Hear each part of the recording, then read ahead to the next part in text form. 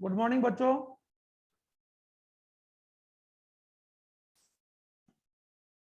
Hello, good morning. अच्छा, आवाज आ रही है? Good morning sir. आवाज आ रही है? Good morning sir. Good morning, good morning. आवाज, मेरी आवाज आ रही है ना? Yes sir. सीमा बोलता है तुम्हें। ओके ओके, ठीक। अपने अब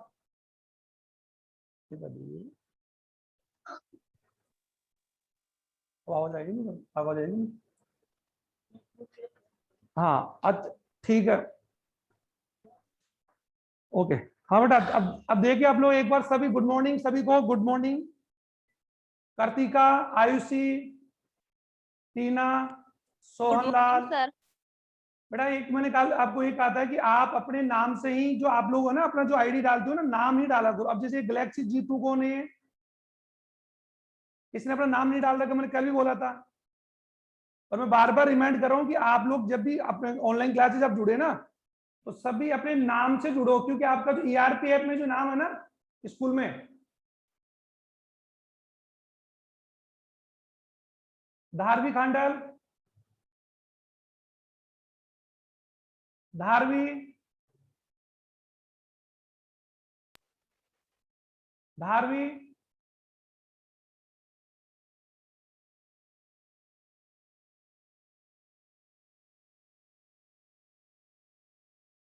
मधु। आवाज आ रही है बेटा? आवाज,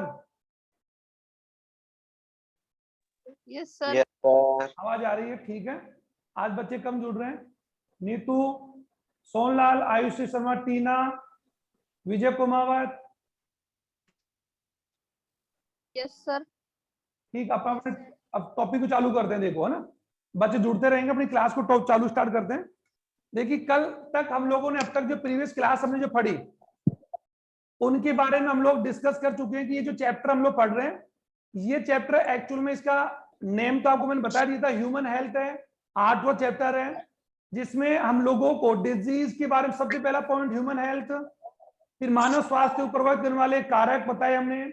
उसके बाद में हमने पढ़े कि रोग जो डिजीज होते हैं, यानी अकॉर्डिंग टू WHO, और ये मैंने बता दिया था कि मानव शरीर के यानी कैसे मानव शरीर में किसी भी अंग या अंग तंत्र की सामान्य क्रिया का असामान्य होना ही क्या है? रोग है। ये तो हम लोग पहले ही पढ़ चुके हैं, और इसको लेकर हम लोग वीडियो भी मैंने आपको यूट्यूब पर डाला हुआ है, आपके ऐप पर। अब हम लोग जानते हैं कि डिजीज जनरली 2 प्रकार की होती है, इनबोर्न और एक होती है एक्वायर्ड। इनबोर्न यानी जो जन्मजात होती है, और दूसरी डिजीज होती है उपार्जित। अब जन्मजात डिजीज बच्चों या तो आनुवंशिक कारक से होती है, आनुवंशिक जो कारक है उनसे। आप लोग अपने वीडियो को ऑन कर सकते हैं बच्चों, अपने वीडियो को ऑन कर लीजिए, और जो होस्ट है ना उसी को डबल क्लिक करो, जिससे केवल मैं ही आपको नजर आऊंगा। ठीक है, अपने वीडियो को ऑन कर लीजिए आप चाहें तो। आयुष शर्मा, कृतिका, राहुल शर्मा, ठीक है, ओके। हाँ, अब देखो, डिजीज 2 प्रकार के हम पढ़ चुके हैं, संकर, जन्मजात और उपार्जित। जन्मजात डिजीज को मैंने बता दिया था, वे डिजीज जो किसी भी व्यक्ति में जन्म से ही होती है, जिन्हें हम लोग बोलते हैं इनबॉर्न बोलते हैं, या फिर इनेट बोलते हैं, या फिर बोलते हैं यानी कोजेनिटल। ओके। अब बात है दूसरी जो डिजीज उपार्जित, वह डिजीज या रोग जो किसी व्यक्ति में जन्म के बाद आती है, जन्म के बाद प्राप्त होता है। जैसे वातावरणीय कारकों से हो सकती है, पोषक पदार्थों से हो सकती है, या फिर हार्मोन से हो सकती है, एंजाइमों से हो सकती है, रासायनिक पदार्थों से हो सकती है, या किसी खाद्य पदार्थ की कमी या अधिकता से हो सकती है। तो ये जितने भी हम लोग, अब बात आती है असंक्रात्मक जो डिजीज है, ध्यान से सुन लीजिए, सॉरी, उपार्जित डिजीज फिर 2 प्रकार की होती है, संक्रात्मक और असंक्रात्मक।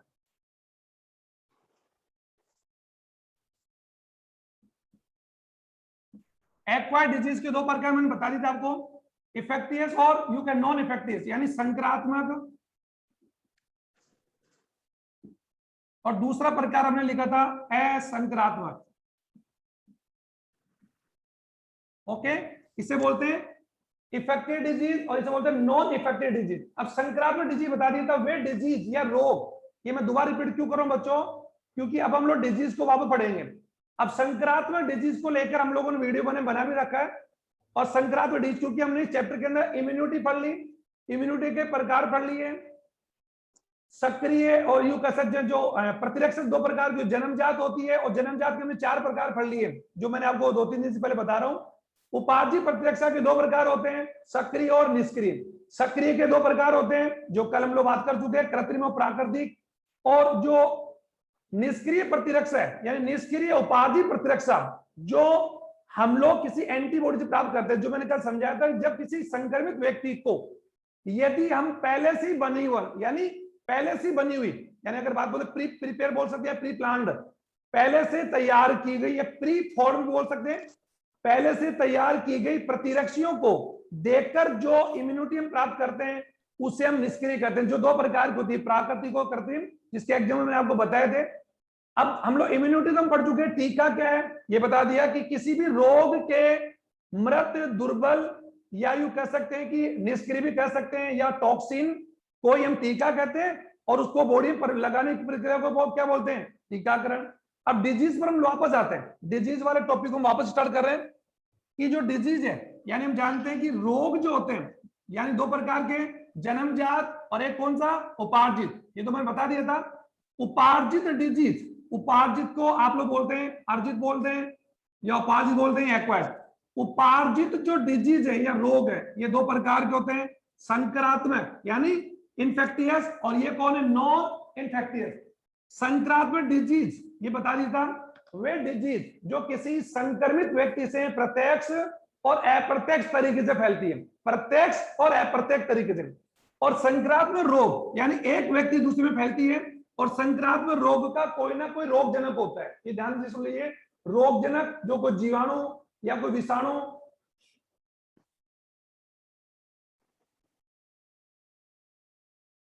ये डाला किसी ने रेडमी नो, ये कौन है, ये पहले तो नाम डालो बेटा अपना, जिसने भी चैट किया ना वो नेम डालिए।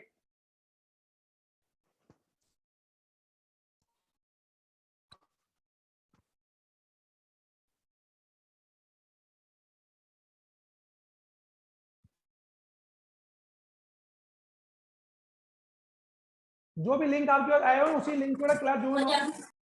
पहले का जो तरीका वही तरीका है, क्लास आप जो ज्वाइन करते हैं उसी फॉर्मेट से ज्वाइन करें आप लोग।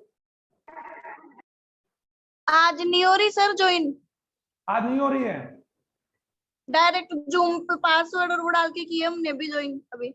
अच्छा नहीं आपने अभी जो आपकी जो क्लास का शेड्यूल है ना 11:20 से, वही तो वो लिंक आएगा ना आपके पास। नहीं सर, हो रहा सर, ज्वाइन नहीं हो रही उससे ज्वाइन नहीं हो रही। आज हो सकता है आज कोई तरीका चेंज कर दिया होगा उन्होंने शायद अपने टीचर ने, क्योंकि उससे कोई भी अन्य स्टूडेंट नहीं जुड़ सकता इससे फिर। हाँ सर, हमने जूम ऐप पे आके ज्वाइन किए, नेहा ने भी अभी किए, नेहा ने भी। अच्छा चलो सर, हमने भी ऐसे ही ज्वाइन किया है। क्लास आ रही ना आपकी अभी? Yes sir. ओके ठीक है, मैं दिखा दे रहा हूँ आपको सबको। Yes sir. Yes sir. Sir, black board, white board दिखा दे रहा, white board. Yes sir. Okay, white board पूरा दिखा दे रहा है ना? Yes sir. ओके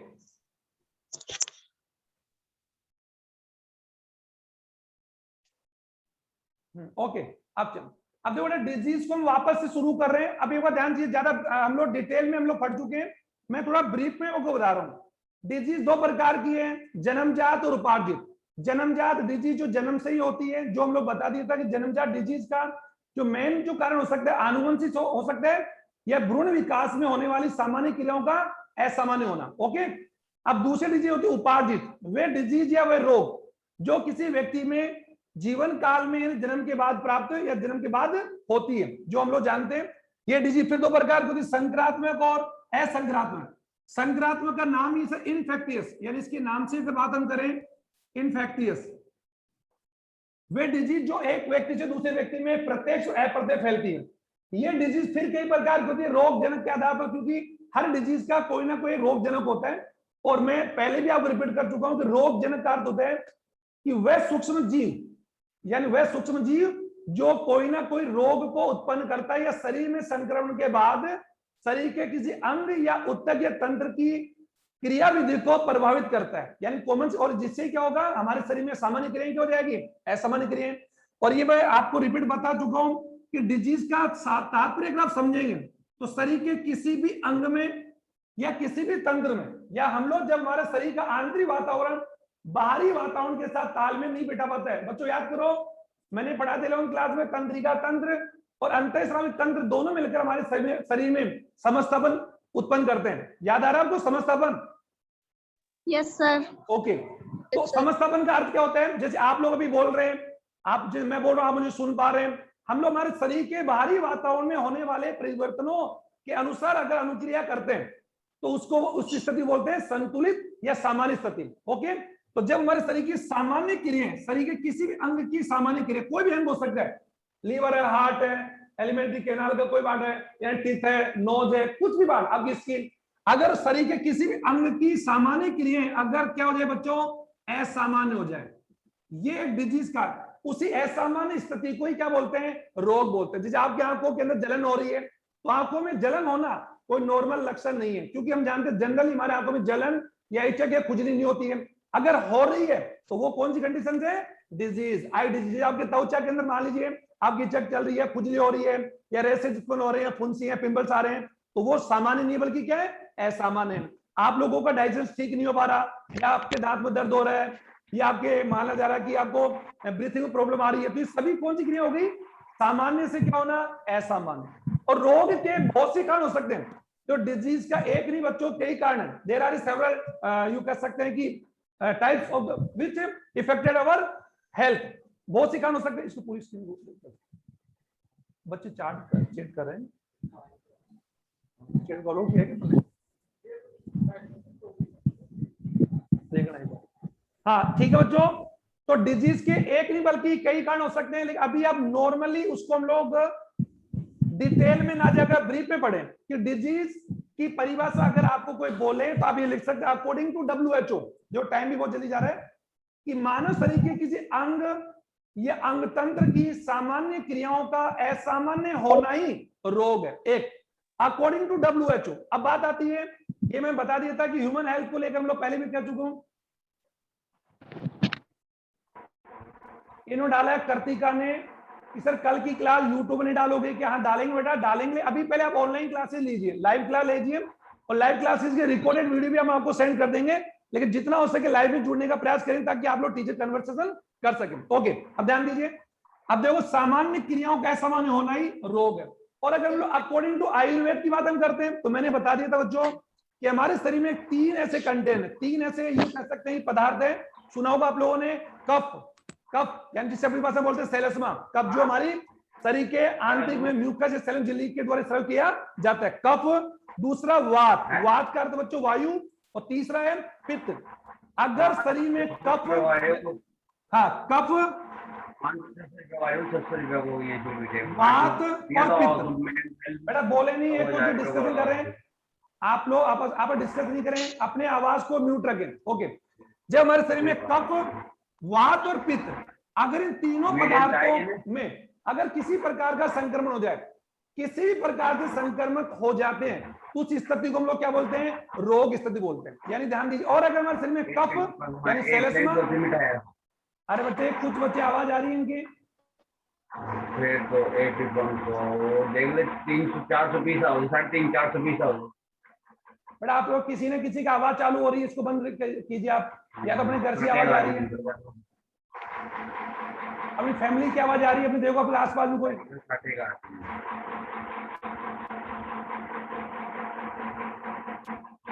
दिन को खुला और हाथ चलाते का मिले लागे आज काल नहीं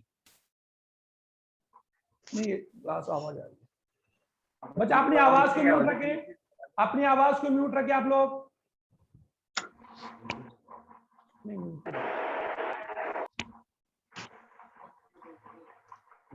ठीक।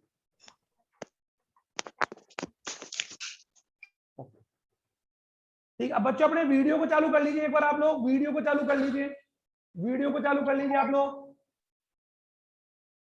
वीडियो को चालू कर लीजिए।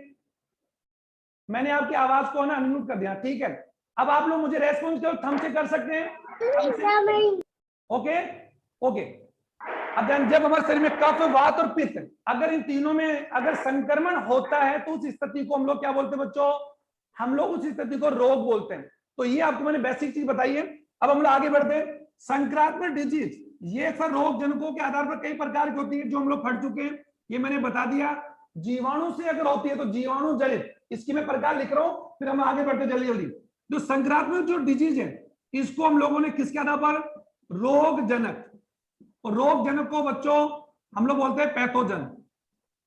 अब आप ये सुन लीजिए, पैथोजन, PATHOGN, पैथोजन क्या होते हैं, वे सूक्ष्म जीव जो शरीर में संक्रमण के बाद शरीर के किसी अंग या तंत्र की क्रियाओं, सामान्य क्रियाओं को असामान्य करते हैं, ऐसे सूक्ष्म जीवों को हम क्या बोलते हैं, रोग जनक बोलते हैं। या फिर कहते हैं an organism which causing any disease after the infection, ये बता दी मैंने आपको। तो जो कोई रोग पैदा कर दे उसी को हम लोग क्या बोलते हैं, रोग जनक। अब रोग जनक बच्चों कई प्रकार के हो सकते हैं, जीवाणु, वायरस, प्रोटोजोआ, हेलमिंथिस, जिन आप लोग जानते ही हैं, और कवक। इनके आधार पर संक्रामक रोग फिर प्रकार के हो जाएंगे। तो रोग जनकों के आधार पर मैं बार बार करूं, रोग जनक क्या क्या हो सकते हैं बच्चों, ध्यान दीजिए, जीवाणु, और क्या हो सकते हैं, विषाणु, विषाणु का हम लोग क्या बोलते हैं, वायरस बोलते हैं, प्रोटोजोआ हो सकता है, और हेलमिंथिस जिन्हें आप लोग हिंदी में क्या बोलते हैं, कर्मी बोलते हैं, कर्मी, कर्मी हेलमिंथिस, ओके, प्लेटिहेलमिंथिस और एस्केलमिंथिस, और क्या हो सकते हैं, कवक हो सकते हैं। तो ये सभी रोगजनक हो सकते हैं। संक्रामक बोल रहा हूं आपको, जबकि हम जानते हैं कि डिजीज का कारण केवल सूक्ष्म जीव ही नहीं बल्कि पोषक पदार्थ भी है, हमारे शरीर के किसी अंग की सामान्य क्रिया का सामान्य होना भी है, रासायनिक पदार्थ भी है, या भौतिक कारक भी है, रासायनिक भी, ये बहुत से कारक हैं जो हमारे ह्यूमन हेल्थ को प्रभावित करते हैं। लेकिन जनरली हम जानते हैं कि ज्यादातर डिजीज किसी ना किसी सूक्ष्म जीव से होती है, जिसे हम लोग रोगजनक बोलते हैं। और जब कोई रोगजनक मानव शरीर में प्रवेश करता है तो उसे बोलते हैं बेटा रोग जनकता। क्या बोलते हैं, रोग जनकता, यानी पैथोजेनेसिस। सिंपल बात है, जैसे कोरोना की बात हम कर रहे हैं, तो जब कोई रोगजनक जल द्वारा, वायु द्वारा, भोजन द्वारा, श्वास द्वारा, या घाव द्वारा, घाव या इंजेक्शन या सुई द्वारा, या किसी कट के द्वारा बॉडी में जो प्रवेश करता है, तो उस स्थिति को हम बोल सकते हैं बच्चा संक्रमण बोलते हैं। और संक्रमण के बाद में क्या होता है कि रोग जनक जो होता है वो हमारे शरीर में प्रवेश करना चाहता है, और हमारा शरीर का प्रतिरक्षी तंत्र उसे क्या करना चाहता है, रोकना चाहता है। तो दोनों के बीच में लड़ाई होती है। तो कॉमन सी बात है, अगर हमारा इम्यूनिटी अगर अच्छी होगी तो हम उस रोग जनक को हम आराम से उसको क्या करना, हरा देंगे। लेकिन अगर हमारी इम्यूनिटी कमजोर होती है तो रोग जनक हमारे शरीर में संक्रमण करके हमारे शरीर के किसी न किसी अंग या ऊतक को क्या करता है, प्रभावित करता है। जनरली आप इसको जानते हैं, अभी मैं बता दूंगा। तो रोग जनक ये हो सकते हैं इनके आधार पर जो डिजीज, संक्रामक बोल रहा हूं बच्चों, और संक्रामक डिजीज का संक्रमण मैं पहले बता चुका हूं कि संक्रमित व्यक्ति से प्रत्यक्ष का अर्थ होता है बच्चों डायरेक्ट। जैसे माना जा रहा है मुझे अगर कॉमन कोल्ड है, जुकाम है, तो जुकाम अगर मेरे है तो मेरे आसपास में संपर्क में अगर कोई व्यक्ति रहता है तकरीबन 1 मीटर या 2 मीटर, अगर वो माना जा रहा है या मेरे द्वारा यूज की चीजों को यूज करता है, जैसे मान पेन है, मार्कर है, या रिमोट है, बुक्स है, तो डेफिनेटली मेरे छींकने बोलने आदि से भी वो डिजीज हमें चली जाएगी। तो उसे क्या बोलेंगे, प्रत्यक्ष। ये ध्यान दीजिए, संक्रामक डिजीज का संक्रमण 2 प्रकार हो सकता है, या तो डायरेक्ट मैन टू मैन हो जाए, मैन टू मैन। एक होता है कि मैन टू मैन ना होकर किसी थर्ड वेक्टर से हो सकता है, जैसे कि मलेरिया, मेरे मलेरिया है तो मेरे मलेरिया आपके डायरेक्ट नहीं होगा। ये ध्यान दीजिए, कब होगा, जब मुझे अगर कोई मादा एनाफिलिस मच्छर काटे और वही मच्छर अगर आपको काटे तो मेरे से आप में ये डिजीज कैसे हुई, इनडायरेक्ट हुई। आप समझ आ गए, यानी किसी वेक्टर के माध्यम से। और वो वेक्टर क्या हो सकता है बच्चों, कोई कीट हो सकता है, कोई जंतु हो सकता है, इंजेक्शन हो सकता है, या ब्लड हो सकता है। लेकिन डायरेक्ट डिजीज जो होती है, सिंपल से आप जानते हैं, जैसे ये हम लोग बोलते हैं कंजक्टिवाइटिस, सुना होगा आप लोगों ने, आंखें आना, जब हमारी आंखें आती है, देखा होगा कंजक्टिवाइटिस, यानी हमारी आंखों का जो आपका दिख रहा ब्लैक पार्ट दिख रहा होगा बच्चों, इस ब्लैक पार्ट को हम बोलते हैं कॉर्निया। और कॉर्निया के बाहर एक सबसे महीन परत पाई जाती है, यानी अगर मैं आपको बोलूं कि थिनेस्ट लेयर ऑफ ह्यूमन, सबसे जो पतली परत है हमारी बॉडी की, वो कौन है, कंजक्टिवा। क्या है बच्चों, कंजक्टिवा। और ये कंजक्टिवा कहां पाई जाती है, कॉर्निया के बाहर एक परत पाई जाती है, ऐसे मानो। उसमें जब कभी वायरस का इंफेक्शन होता है तो कौन सा डिजीज होता है बच्चों, कंजक्टिवाइटिस। कंजक्टिवाइटिस जिसे आप लोग बोलते हैं आंखें आना, देखा होगा आप लोग कई बार सुनते हैं। और हम लोग क्या लगा लेते हैं, चश्मा लगा लेते हैं। तो यदि किसी मेरे में अगर कंजक्टिवाइटिस है तो वो डिजीज डायरेक्ट आप में फैल सकती है। समझ आ गया आपके, तो उसे क्या बोलेंगे, डायरेक्ट। इनडायरेक्ट में बता दिया आपको, जैसे मलेरिया है, हेजा है, टाइफाइड है, ये डिजीज डायरेक्ट नहीं फैलती है, बल्कि संक्रमित व्यक्ति और सामान्य व्यक्ति के बीच में कोई ना कोई एक व्यक्ति यानी एक वेक्टर यानी उसका प्ले का रोल अदा करता है जिससे वो डिजीज को फैलाता है। जैसे मान लीजिए हेजा डिजीज फैलाने वाला जो प्रमुख रोग जनक कौन है, आपकी मक्खी है, कॉकरोच है, तो डिजीज डायरेक्ट नहीं फैल रही बल्कि किसी के सहायता फैल रही। तो इसमें इतना बहुत है। तो संक्रामक डिजीज के रोग जनकों के आधार पर बात हम कर सकते हैं, इनके कोई ना कोई रोग जनक होते हैं। और एक मैं बता दूं कि संक्रामक रोगों के रोग जनक को संक्रमित व्यक्ति से फैलाने के लिए बच्चों कोई ना कोई क्या होते हैं, वाहक होता है, जिसे हम लोग क्या बोलते हैं, रोग वाहक बोलेंगे या फिर क्या बोलेंगे, एजेंट बोलेंगे। ये ध्यान से सुन लीजिए एक बार, जो रोग जनक और रोग वाहक दो अलग अलग चीज है। रोग जनक कौन, वे सूक्ष्म जीव जो रोग उत्पन्न करते हैं। जैसे हेजा का रोग जनक है Vibrio cholerae, typhoid Salmonella typhi, corona corona virus, swine flu H1N1, ये तो आप सब जानते हैं, ऐसी बात नहीं, इतना तो आपने पढ़े रखा होगा, मलेरिया प्लाज्मोडियम। तो ये सब कौन है, रोग जनक, पैथोजेंस है। ओके, अब बात आती है, अब इन रोग जनकों का संक्रमण करने वाले यानी वे सूक्ष्म जीव या वे कारक बोल दो, आप तो सूक्ष्म मत बोलो, वे कारक या वे फैक्टर्स या वो वेक्टर्स जो किसी संक्रामक रोग के रोग जनक को संक्रमित व्यक्ति से सामान्य व्यक्तियों में फैलाते हैं। लाइक मैंने कहा, जैसे माना मेरे बॉडी के अंदर मुझे अगर मलेरिया है तो डेफिनेटली मेरे बॉडी के रक्त में प्लाज्मोडियम होगा। तो प्लाज्मोडियम तो कौन है बच्चों, रोग जनक है।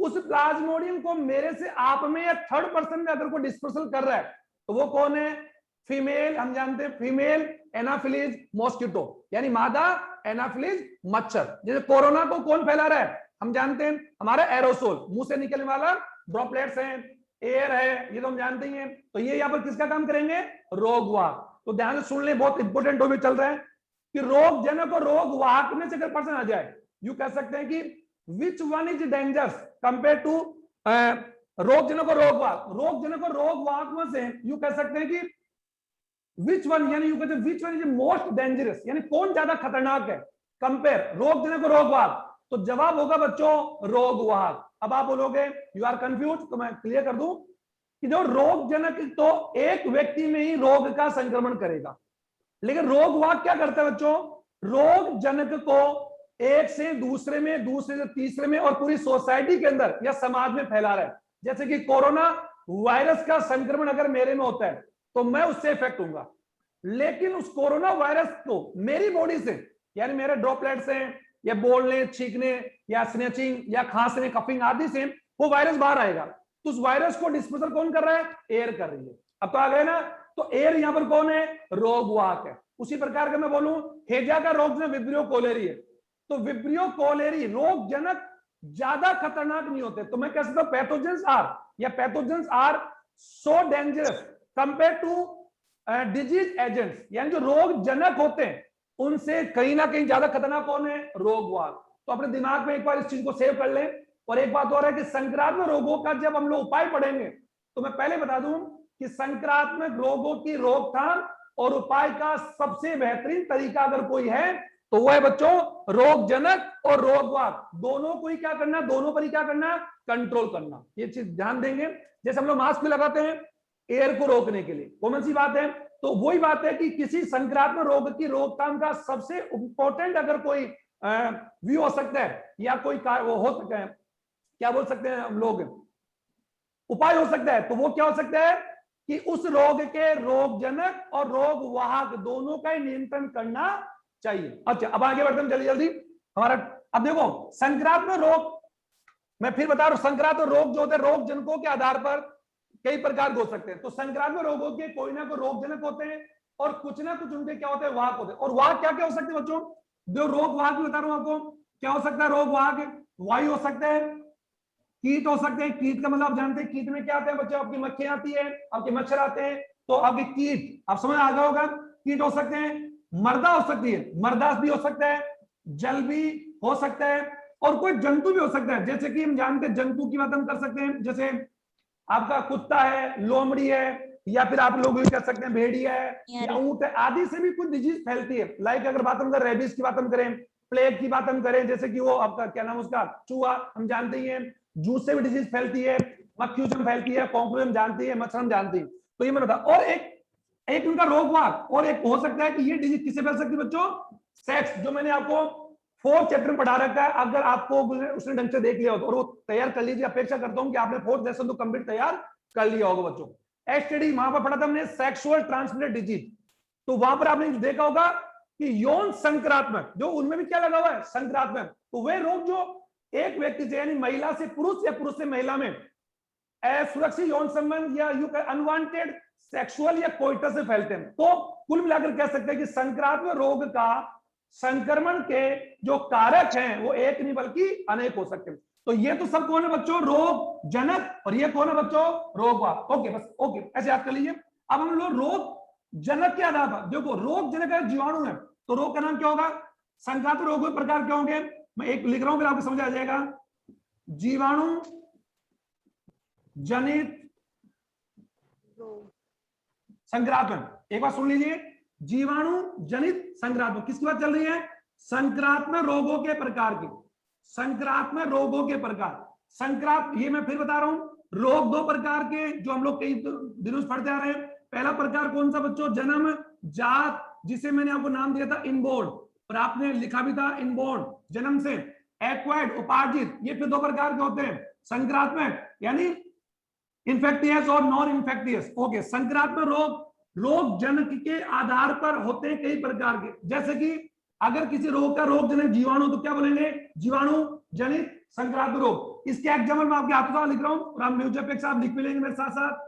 हेजा, आप लिखिए बच्चों, हेजा, टीबी, ओके, टीबी यानी माइक्रोवेव ट्यूबरकुलोसिस, टीबी शॉर्ट में बोलेंगे, टीबी है, निमोनिया है, और मुझे ध्यान है आप लोगों ने इसको लिख भी लिया होगा। तो ये प्रश्न आ सकता है बोर्ड में कि कोई 4 जीवाणु जनित संक्रामक रोगों के नाम बताइए, या फिर ऐसा आ सकता है आपके नीट एग्जाम जब आप देंगे नेक्स्ट ईयर, तो वहां ऐसा आ सकता है कि कौन सी डिजीज का कौन रोग जनक होता है, तो वहां पर वो क्या हो सकता है कि आपको रोग जनक देकर रोग पूछे, या रोग देकर रोग जनक पूछे, कॉमन सी बात है। ये आ जाए, निम्नलिखित में से निमोनिया का रोग जनक कौन है, तो वहां 4 ऑप्शन में आपको जाके उसको ढूंढना पड़ेगा, और वो हम जानते हैं स्ट्रेप्टोकोकस न्यूमोनी। और ये पर्सन मेरे से व्हाट्सएप पर किसी बच्चे ने पूछा कि सर निमोनिया का रोग जनक स्ट्रेप्टोकोकस न्यूमोनी है या डिप्लोकोकस, तो मैं इसको क्लियर कर दूं, मैं बता दूं, मैंने क्लियर कर दिया तो उसको भी कि स्ट्रेप्टो और डिप्लो और मोनो और स्टेफिलो, ये सभी कोकाई बैक्टीरिया, जो गोल बैक्टीरिया होते हैं, जीवाणु गोल गोल, कोकाई बोलते हैं, कोकस, COCOUS, कोकस बैक्टीरिया के प्रकार, इसको समझ लें। देखो, अगर कोई कोकस बैक्टीरिया सिंगल है तो उसे बोलते हैं मोनोकोकस, अगर कोई 2 बैक्टीरिया साथ रहते हैं, ध्यान सुनो बच्चों, साथ रहते हैं तो उसे बोलते हैं डिप्लोकोकस, समझ आ रहा है आपके। और एक होता है स्ट्रेप्टो और एक होता है स्टेफिलो, तो स्टेफिलो स्ट्रेप्टो इनकी बात हम करते हैं, स्ट्रेप्टो करते हैं अगर वो लेयर के रूप में हो, स्टेप्स जैसे ऐसे हो, इसे बोलते हैं स्ट्रेप्टोकोकस। और एक होता है स्टेफिलो, स्टेफिलो करता है कि अगर वो किसमें रहे, समूह में रहे, यानी समूह के अंदर रहे। अब आप ध्यान दीजिए एक बार, ये कौन है, monococcus, monococcus, single cocci bacteria, okay, where a cocci bacteria single condition, single habitat, तो वी कॉल, हम उसको क्या कहेंगे, मोनोकोकस। 2 साथ रहे तो डिप्लोकोकस, और अगर स्टेप्स में रहे, स्टेप लाइक और यू कैसे स्टेप्स होती है ना, हमारी सीढ़ियां होती है 1 by 1, ओके, जिसे अपनी भाषा में आप लोग यूं कह सकते हैं कि मंजिल बोलते हैं, रूप भी बोलते हैं, या वो सेकंड फ्लोर, थर्ड फ्लोर बोलते हैं। तो अगर फ्लोर में रहे तो ये, ओके, स्टेप्टो, और ये कौन है, स्टेफिलो। तो इसमें निमोनिया का रोगजनक जो है बच्चों, डिप्लोकोकस और स्ट्रेप्टोकोकस आप लिख सकते हैं। अगर कंफ्यूज हो तो फिर बुक के साथ जाइए, आप बुक में जो दे रखा है, ओके, कोई दिक्कत, कंफ्यूज नहीं होना चाहिए, लेकिन आप समझ आ गए हो। तो ये आप लोगों में बता रहा हूं कि जीवाणु जनित संक्रामक रोगों के नाम, हेजा है, टीबी जिसे अपनी भाषा में बोलते हैं, आप लोग बच्चों इसको क्या बोलते हैं, आप लोग से बोलते हैं, और टाइफाइड, मुझे अपेक्षा है कि आप लिख भी रहे होंगे मेरे साथ साथ, टाइफाइड है। और ये जो डिजीज है, निमोनिया है, मोतीजरा, ओके सर, ये सभी डिजीज किससे होते हैं, जीवाणु यानी रोग में जीवाणु। अब दूसरा प्रकार कौन हो सकता है, विषाणु जनित यानी वायरस जनित। अब आप बोलो सर इसके मत सोने यार, इसको क्या बोलेंगे, बैक्टीरिया, ये नहीं बोलेंगे बैक्टीरिया जेनेटेड। बच्चों मैसेज आ गया, 10 मिनट की क्लास हो बची है, ओके, बैक्टीरिया जेनेटेड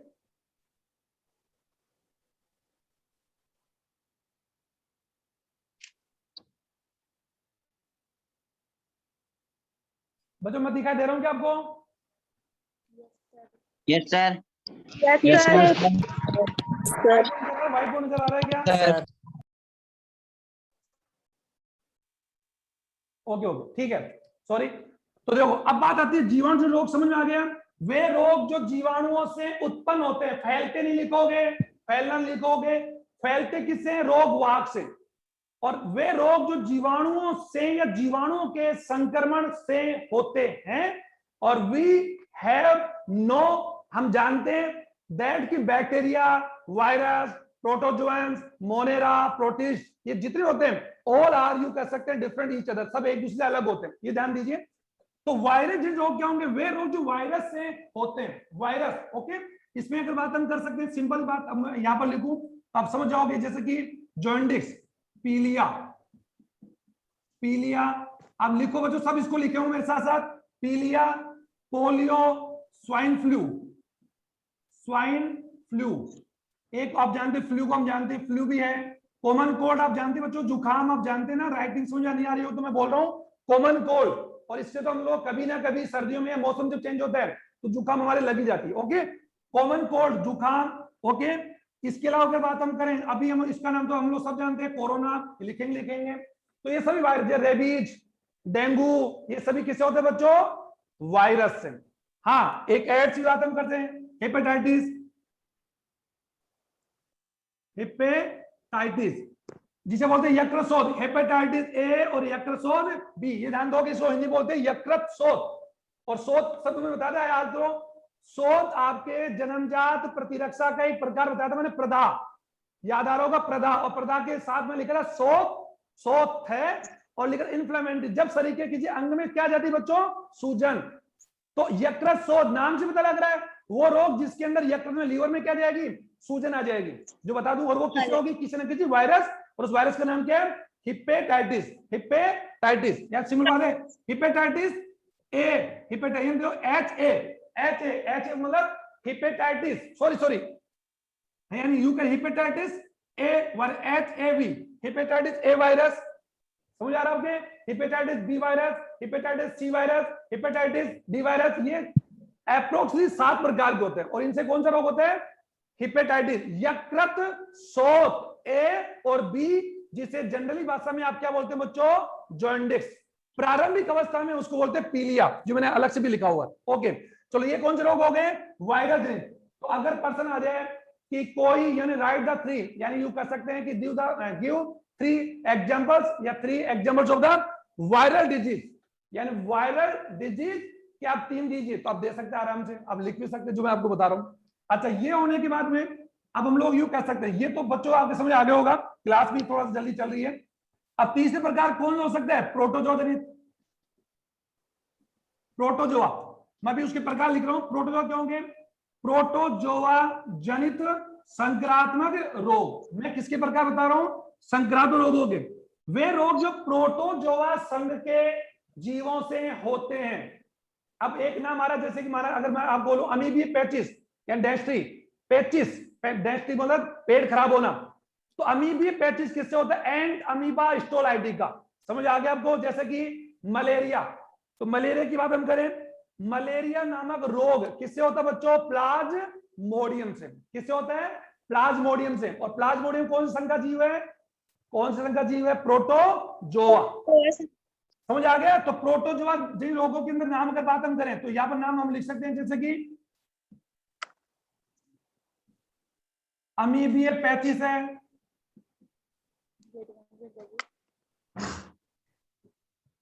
मलेरिया ट्राइकोमोनासिस,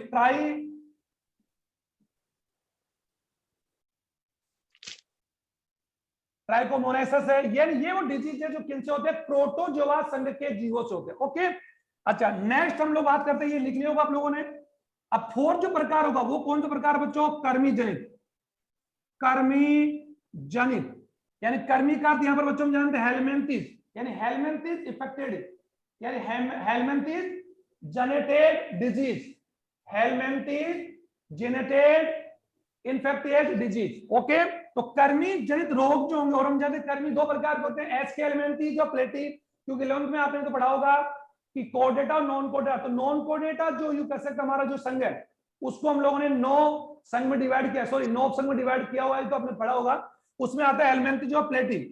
तो कर्मीकृत रोगों में क्या होगा, वे रोग जो किसी हेलमिंथिज संघ के जीव से हो। अब जैसे वो 2 प्रकार के हो सकते हैं, या तो गोल कर्मी यानी एस्केरिस संघ के, या फिर किसके, प्लेटी हेलमिंथिज। अब जो नाम देखो, प्लेटी हेलमिंथिज, प्लेटी यानी चपटे, हेलमिंथिज यानी कर्मी, चपटे कर्मी, और एस्केरिस कौन, गोल कर्मी। तो इनमें कर्मी जिन रोगों में कौन कौन नाम आएगा बच्चों आपके, जैसे एस्केरिस, ये तो मैंने आपको पढ़ा भी रखा है, एस्केरिस, इसके मैंने वीडियो एस्केरिस बताया था मैंने आपको। हाथी पांव बता रखा बच्चों मैंने आपको, हाथी पांव या फिल पांव, याद है आपको, बताया था मैंने, पढ़ा भी रखा, आपको वीडियो में डाल रखे हैं। एस्केरिस, हाथी पांव की बात हम कर सकते हैं। नारू रोग है, नारू यानी ये जो डिजीज बात हम कर सकते हैं, ये सब किसके होते हैं डिजीज, ये सभी किससे डिजीज होने वाले हैं बच्चों, हेलमिंथिज। हाँ helminthes. Very good. Sir taeniasis, filaria क्या है, फाइलेरिया हाथी पांव का ही नाम है। हाथी पांव के डिजीज को हम लोग फिलबा बोलते हैं। इसके रोग जो है कर्मी का नाम है बच्चा वुचेरेरिया ब्रैंकोप्टाई, वुचेरेरिया ब्रैंकोप्टाई, ठीक है। तो हाथी पांव डिजीज का ही नाम क्या है, हाथी पांव भी बोलते हैं, और एलिफेंट लेग डिजीज बोलते हैं, क्योंकि इस व्यक्ति, ये याद तो वीडियो में जाकर देखिए मैंने बता रखा है कि हाथी पांव रोग से ग्रसित व्यक्ति का शरीर में जो लसिका ग्रंथियां होती है, लसिका ग्रंथियां, खास तो हाथ और पैर की लसिका ग्रंथियों में स्वेलन आ जाती है, सूजन आ जाती है, जिससे हमारे हाथ और पैर का आकार सामान्य से बढ़ जाता है, 2 to 3 या 2 to 4 या 2 to 10, 2 से 10 गुना बढ़ जाता है। तो पैर फूलकर किस तरह हो जाएगा, हाथी की तरह। और इस डिजीज को इसीलिए क्या बोलते हैं, हाथी पांव बोलते हैं। और साथ ही इस रोग से ग्रसित व्यक्ति, हाथी पांव में देखा होगा आपने, डायग्राम दे रखा आपकी बुक में, इसमें व्यक्ति हाथ पैर है, लीवर है, पेट है, सेक्स ऑर्गन्स है, यानी इनमें सूजन आ जाती है, जिनसे उनका आकार सामान्य से कई गुना बढ़ जाता है। ओके, समझ आ गया बच्चों? Yes sir. ओके, तो अभी तो हम लोग केवल आज क्या पढ़ रहे हैं, संक्रामक रोगों के प्रकार और उनके कोई 3-3, 4-4, 5-5 एग्जाम्पल। ओके, तो एक प्रश्न तैयार कर लो, आप तो ऐसे तैयार कर लो कि संक्रामक रोगों के प्रकार लिखो, फिर सभी प्रकारों की परिभाषा लिखते हुए सभी के कम से कम अपनी बुक से 3 से 5 एग्जाम्पल्स याद करो और उन्हें तैयार करने का प्रयास करें। तो हम लोग इनको 1 by 1 हम इनको रीड कर लेंगे। अच्छा, आपकी बुक के अंदर ये तुम पढ़ ही चुके हैं। अच्छा, कर्मी जंतु हो गए। अब लास्ट में जो बच रहा है वो कौन सा रोग होगा बच्चों, कवक जनित। अब कवक हम जानते हैं फंगल होता है, तो फंगल डिजीज कौन सा होता है बच्चों, दाद, खाज और खुजली। ये तो आप याद हो गए लो, दाद होना, रिंग जानते हो ना, रिंग बॉम्ब बन जाता है, दाद होना, खाज होना या खुजली होना, स्कैबिज होना, सोरायसिस होना। ये तो बहुत आगे चला गया, मैं इतना मत जवाब दो, 3 नाम याद कर लो आप लोग हमारे कभी। और ये ज्यादातर कहाँ होते हैं बच्चों, जहां पसीना ज्यादा आता है, अंगुलियों के बीच, गर्दन के पास, या ग्रोइन क्षेत्र जो थाइज होती है वहां होती है, सेक्स ऑर्गन्स के पास हो सकते हैं, यानी ज्यादातर, या फिर हमारे अंडर आर्म, यानी जहां पर हमारे इचक या स्वेटिंग ज्यादा होती है। तो स्वेट यानी नमी में ही हम जानते हैं, नमी में कौन ज्यादा यूज कर सकता है, अपनी ग्रोथ करता है, फंगल।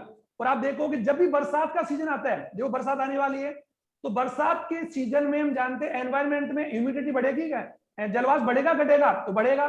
तो जैसे नमी बढ़ेगी तो आप ये यकीन मानिए कि फंगल डिजीज के चांसेस भी क्या होते हैं बच्चों, ज्यादा होते हैं। ओके, तो ये किससे होते हैं, कवक से। किससे, कवक से। ओके, तो माइक्रोस्पोरम है, मोनोस्पोरम है, ये कुछ ऐसे फंगल है या कवक है। जैसे कवकों की क्लास तो 11 होते हैं, अभी मुझे बताने की आवश्यकता नहीं है, एस्कोमाइसिडी, ड्यूड्रोमाइसिडी, उमाइसिडी, ये तो बहुत पहले, अभी उसका डिस्कस नहीं करेंगे। तो कुछ फंगल है जिनसे हमारे कौन सी डिजीज होती है बच्चों, जैसे ब्लैक फंगस चल रहा है अभी, आप सब जानते हैं, ब्लैक फंगस, व्हाइट फंगस। तो फंगस कौन है, वही कवक हम जानते हैं। तो आप ब्लैक फंगस और व्हाइट फंगस डिजीज भी आप इसमें एग्जांपल में लिख सकते हैं, दाद, खाज, खुजली के साथ। ओके, अब बच्चों देखो, ये तो मैंने आपको बता दिया, ये तो आप पढ़ लोगे।